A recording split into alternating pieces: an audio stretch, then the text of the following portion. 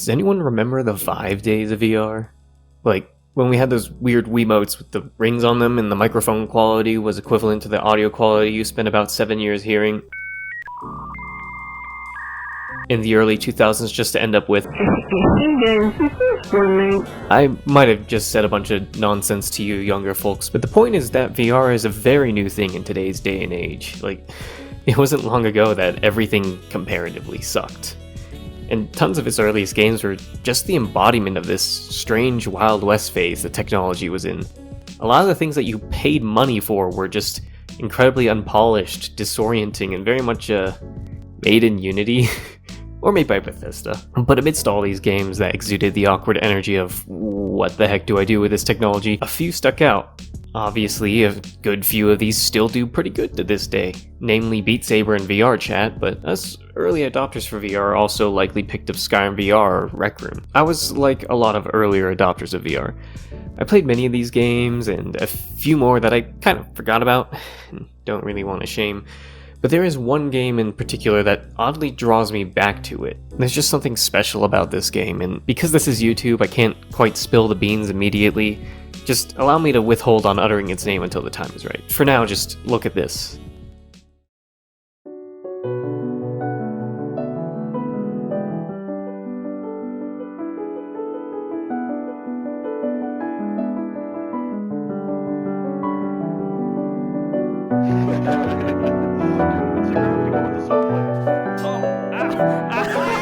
Yeah, you just kind of walked in with a gun. It was a little bit menacing. These dots are packing heat.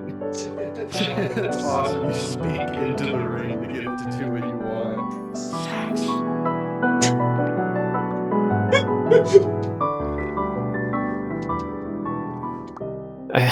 I guess to those of you who are familiar with VR Chat might be thinking, well, okay, you can get plenty of fun and interesting VR social interactions in VR Chat. So what? And well, that's true, but you're kind of missing out on one key thing about this footage that you're seeing here. These people, they made this, and they're not like professional Unity programmers. They're not 3D modelers. They're not even huge nerds outside the fact that they own VR headsets. All these people needed was just a few minutes explaining the key feature of this game, and they went off and created their own content. To re-emphasize, it only took a few minutes to learn this. Imagine being able to pick up and make cool stuff in Unity from watching a 15-minute primer without any prior knowledge. That is what this game does. Obviously, when tools are very accessible, they're also a bit limiting, but I still think that this stuff is incredible. Just look at the kinds of things I've been able to make in just a few months. Like, I went from a very basic apartment setting to making weird small items and avatars to making a cozy cave filled to the brim with trinkets and secrets. Heck, I even hit a point where I had developed my own hidden arcade inside of this game with its own currency system and prizes.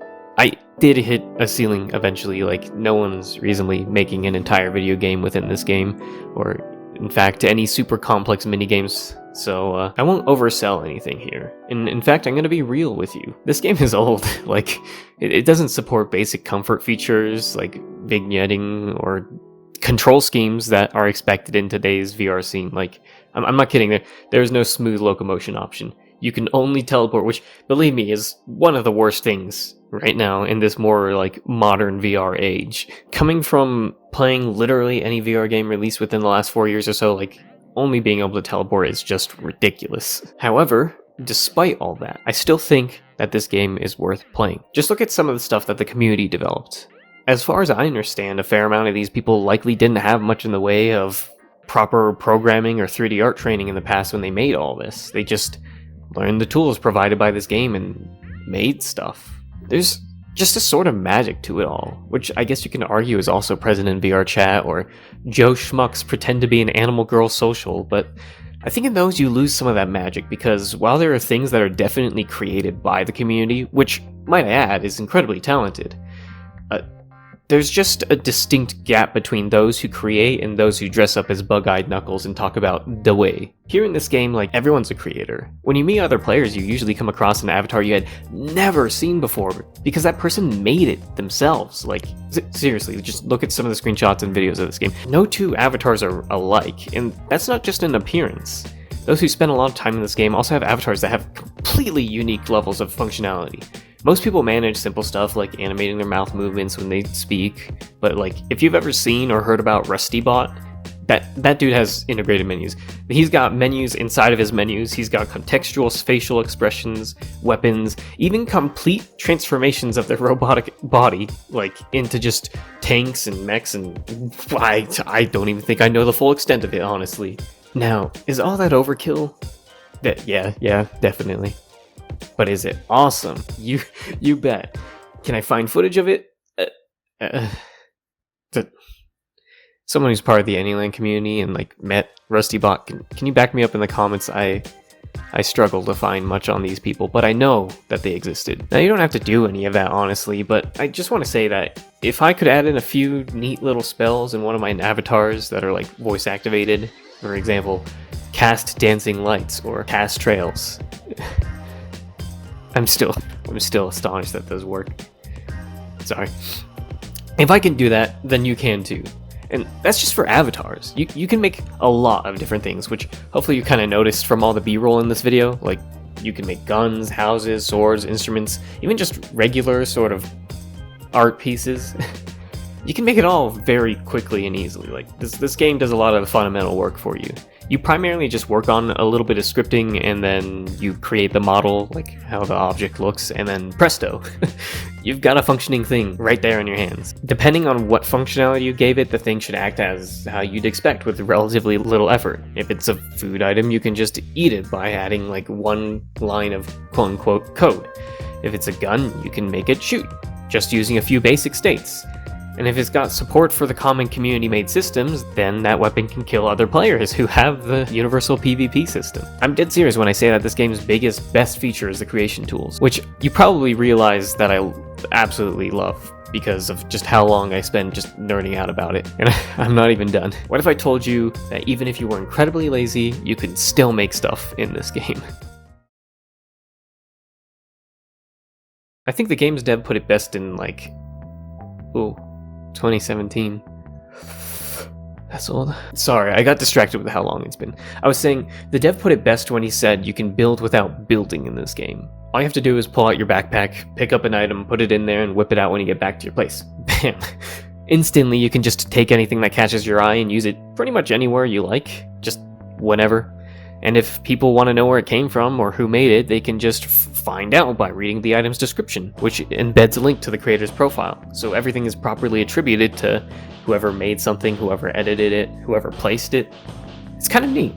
There's just a greater emphasis on the community, and being able to see who made what and who placed it and when just gives you a more personal and real feeling rather than like, oh, some team of professional like artists were probably paid to like put together these assets, and then some lone programmer sat in their room for like a week and made a fun little WarioWare game in VR chat. But it's great, don't get me wrong, but you just kind of play it and you don't really associate that creation with the creator. You just go, that's a cool place, and then you kind of forget about it.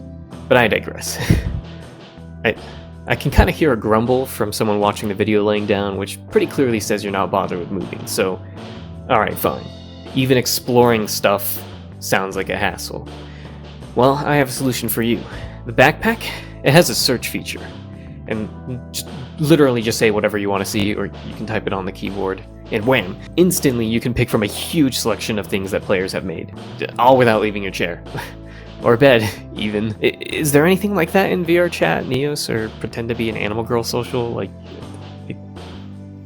I can't think of anything that compares. And I think that's a feature that the creation tools really lean into. This concept of a metaverse of things that are all player created that gives this game the sense of unity and cohesion throughout. All things are made from the same set of primitive shapes, colors, and textures, and so they have this shared look. That isn't to discount the expression of individual players' art styles, which can very clearly show in a myriad of ways. But I am saying that not too much in the game sticks out from anything else, and I think it helps keep the art style under control, as arguably hideous as it is. Like, you can grab something from one place and use it in another, and it won't just look like you pulled something from the Unity store and then placed it in, like, an Unreal Engine game. Nintendo hired this man. In addition to the united art style, there's also just the fact that practically everything is created by your fellow players, all of different levels of skills and coming from different facets of life. Like, it really just breeds creativity and develops a surprisingly neat atmosphere. Because when you look at communities like Neos or VRChat, a lot of the people who make stuff are nerds, and nerds make nerd stuff, like furry OCs and animes. And so you kind of only get this creative, cool stuff from one type of person, really, like just nerds. But with the simple creation tools that this game offers, you get just all sorts of stuff made by all sorts of different people, and so you get more than just nerd things, if that makes any sense. It really just breeds creativity and develops a surprisingly neat atmosphere. Like, everything you find just feels so much more personal, and just being able to see how many different people can make just such a huge variety of things, and they're all not like based around some anime or nerd thing. It's kind of indescribably genuine. And so just loading up this game and exploring places and seeing the things that people make in this game just fills me with a sense of awe and wonder. Like, no matter when, where, or how I find said thing. I think the only issue with this sort of metaverse system really is that there's no one around.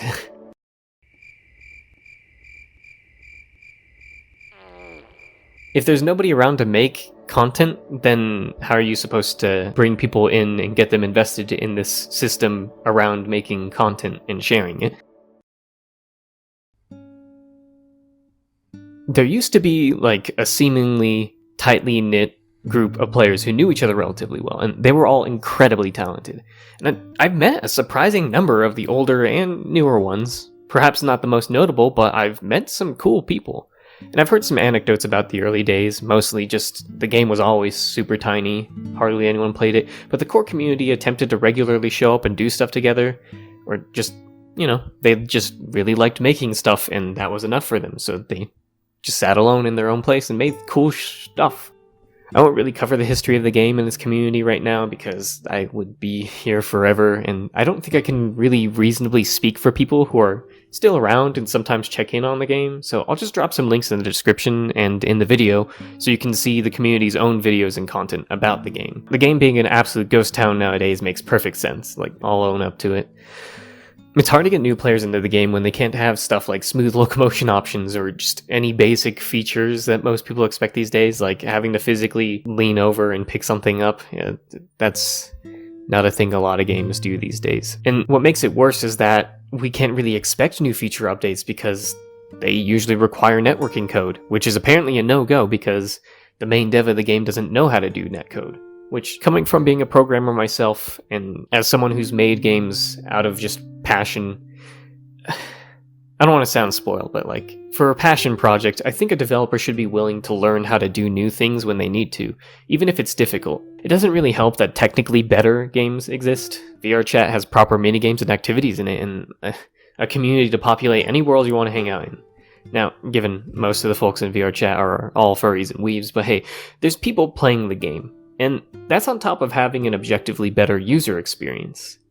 However, there's just something about trying out VRChat that irks me. Like, every now and then I try to make a move over to a quote-unquote better platform, but as soon as I have to pop open Unity and Blender and do some programming in C# and play with components and ult events and just having to put in a bunch of work to make something really simple makes me lose a lot of steam.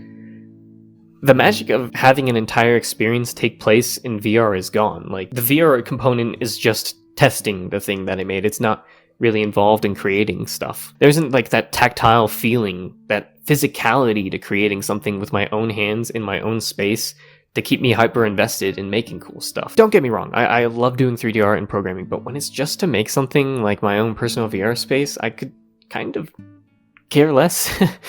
Making stuff carefully and professionally takes a lot of time and effort, and it's a ton more laborious than just making stuff.